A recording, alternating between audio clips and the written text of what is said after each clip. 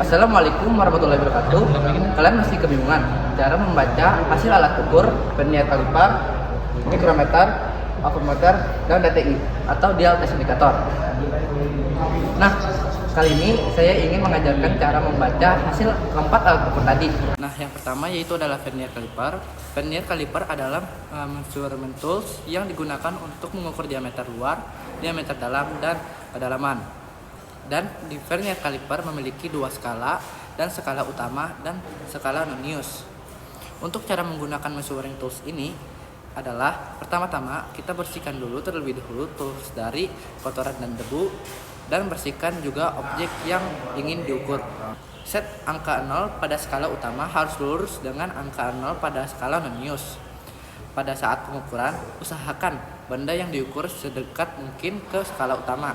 Jangan diukur ujung gigi vernier kalipernya karena akan menghasilkan pengukuran yang kurang akurat. Tempatkan vernier tegak, lurus dan dengan objeknya.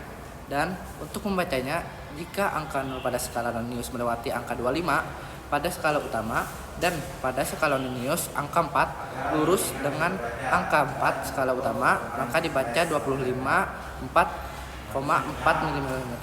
Untuk membaca vernier kaliper itu sendiri sebenarnya tergantung dari vernier kaliper yang kita gunakan.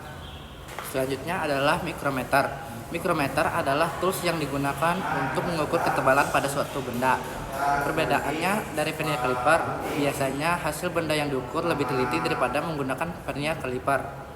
Jangkauan untuk dari mikrometer itu sendiri sangat beragam. Sebelum memakai mikrometer, kita terlebih dahulu harus mengkalibrasi mikrometer itu sendiri. Yang pertama, bersihkan anvil dan spindle terlebih dahulu dengan kain bersih. Putar ratchet stopper sampai ke titik 0 pada timbal lurus dengan garis 0 outer sliver. Putar raket 2-3 kali dan kuncilah spindle pada posisi dengan lock clamp. Jika titik 0 pada timbal tidak lurus dengan garis outer sleeve, maka harus dikalibrasi kembali. Untuk membacanya, satu garis atau outer sleeve hitung 1 mm, sedangkan garis 1 di bawahnya 0,50 mm, dan pada timbal atau garisnya dihitung 0,01 mm. Jika contoh mikrometernya seperti ini, maka dihitung 21,16 mm tergantung mikrometer yang kita gunakan. Nomor 3, terus ada avometer. Avometer ini memiliki kepanjangan yaitu ampere, volt, ohm, meter. Sesuai dengan namanya, tools ini menggunakan ampere, volt, dan ohm, mau itu AC maupun DC. Dan avometer itu sendiri ada beragam jenisnya seperti avometer digital dan avometer analog. Untuk yang analog menggunakan jarum untuk menunjukkan skala, sedangkan digital menggunakan layar akan menunjukkan angka dari hasil itu sendiri. Untuk menggunakan itu sendiri sama saja, yang berbeda adalah kalibrasinya. Digital tidak memerlukan kalibrasi, sedangkan analog memerlukan kalibrasi. Cara mengkalibrasinya yaitu adalah atur pointer selektornya ke home, lalu tempelkan tes LED hitam dan merah bersama-sama hingga jarum bergerak ujung ke kanan. Jika jarumnya melebihi dari angka 0 atau belum melewati angka 0, putar home calibration knob hingga jarum ke 0. Lalu untuk mengukur pengukurannya itu sendiri tergantung dari apa yang kita ingin ukur, dan untuk sekarang saya menunjukkan cara mengukur tegangan DC pada baterai ini. Pertama-tama, atur pointer selector ke DCV dan pilih skala sesuai dengan ada di baterai. Jika yang di baterai adalah 1,5 volt, maka gunakanlah yang 1,5 volt atau lebih. Lalu tempatkan tes LED merah ke positif dan tes LED hitam ke negatif, maka akan terlihat hasilnya.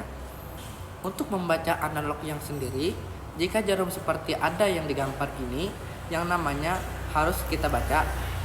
Yang kita baca itu adalah tergantung dari skala kita pilih awalnya. Jika pilih 10, maka pilihlah yang 0 sampai 10, dan setiap skalanya ini suatu garisnya akan berbeda.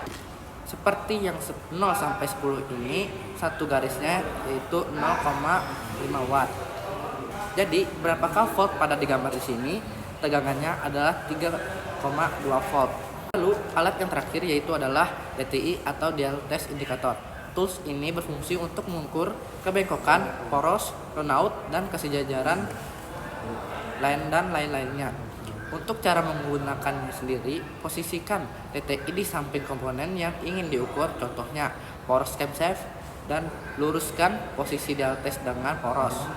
Posisikan spindle dengan tegak lurus, lalu tekan sedikit spindle hingga jarum pendek ke angka 1 atau 2. Ini bertujuan untuk berputar sedikit saja, kausannya akan tetap terbaca oleh dial test indikator.